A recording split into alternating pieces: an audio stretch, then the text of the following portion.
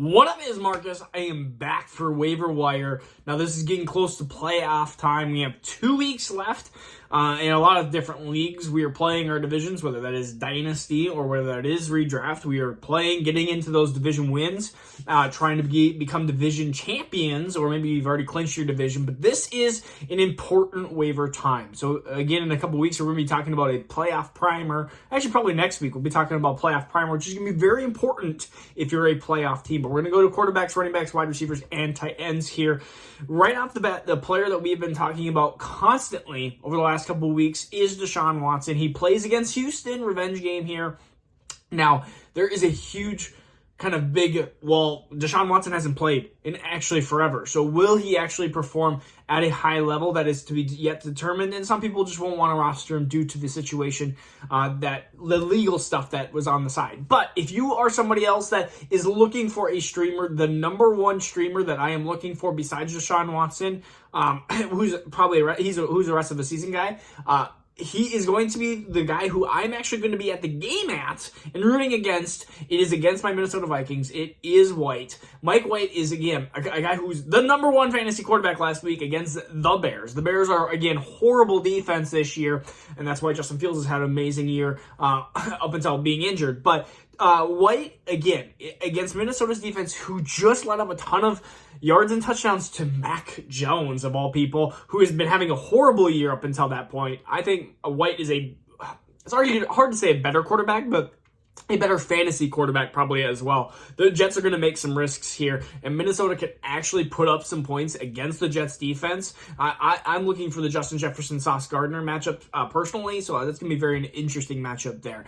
Another quarterback that is available in 99% of leagues, especially in redraft, is Jordan Love against Chicago. If he does get the start, Jordan Love, and if he let's say doesn't get the start, and Aaron Rodgers is available against Chicago's defense, who just got torched by the one we just said, Mike White, I am definitely starting that quarterback. I mean, I know Love could have a bad game, but I'm thinking against Chicago that I think he's going to have a really good showing here, and it's going to be a very interesting it's going to be an interesting scene there. If he starts and has, I think, a really good game against Chicago, there are going to be a lot of people saying, just start Love the rest of the year and let Aaron Rodgers sit, especially with his thumb, his lungs, his ribs, whatever it might be. Like, he's got some injuries, and maybe he just needs to sit for the rest of the year. We'll see.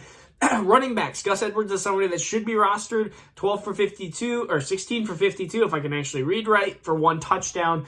We do know that J.K. Dobbins may or may not be back at some point soon, but Gus Edwards is potentially the number one pickup here at running back.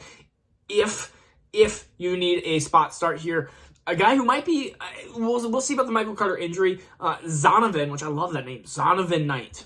Just such a cool name. Had 11.8 points, 48% of the snaps, and I think that, again, against Minnesota's defense, who's been bad against the run, bad against the pass, we'll see if Zonovan Knight ends up being the guy. And James Robinson, where did James Robinson go? I mean, they traded for him for a reason. We'll see if he ends up being healthy.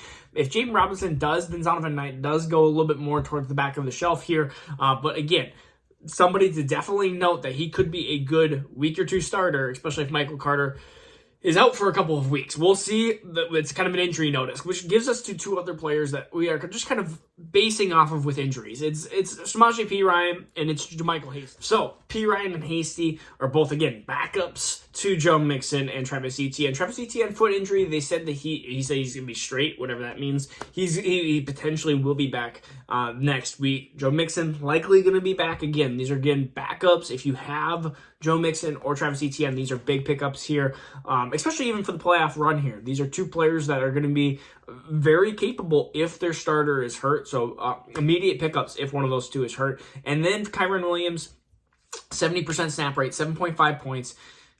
It's an ugly offense. It's a really ugly offense, but sometimes desperate times call for desperate measures. And if you have a guy that has 70% snap rate, maybe Kyren Williams is going to be somewhat fantasy relevant for a little bit here. Let's go to wide receivers here. Wide receivers are going to be a little bit better. Treylon Burks, 4 for 70 and a touchdown. And Treylon Burks has looked good the last 2 weeks. I know he had a big bomb catch, one of the last plays of 2 weeks ago, if I can actually talk. But Treylon Burks, again, into that rookie profile. Drake London, Garrett Wilson, who's been, both of them have been showing out and having different success. And then Treylon Burks was right up there talent-wise. And so Treylon Burks, 4 for 70. Again, I think that Tennessee has to have some sort of passing option, or receiving option, you could say. And so I think Treylon Burks is a flex-ish starter in certain weeks, especially if they play good matchups. Zay Jones, 90% of his snaps in the last 6 games. I mean, he's on the field, and he's actually performing. He was 11 for 145.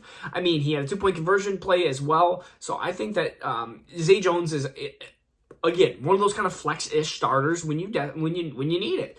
Donovan Peoples-Jones had a really bad week, but he has Deshaun Watson, so we'll see how much Deshaun Watson over Jacoby Brissett, how much better success the Amari Coopers and Jokus and DPJ end up having. And so we'll see. So Donovan Peoples-Jones is worth a flyer. Another one that we've been talking about, Jameson Williams, should be rostered as kind of a deep flyer for the playoff run here. We see how great Amon-Ra St. Brown has been, but DJ Shark, and then you have Khalil Raymond, and I mean, you have other wide receivers that have been having fantasy success, but I think Jameson Williams is 10 times as talented as those guys combined. So when you have Jameson Williams on the field, if he ever comes back on the field here in the next couple weeks, I think that you're going to have him be a successful wide receiver when he enters the NFL.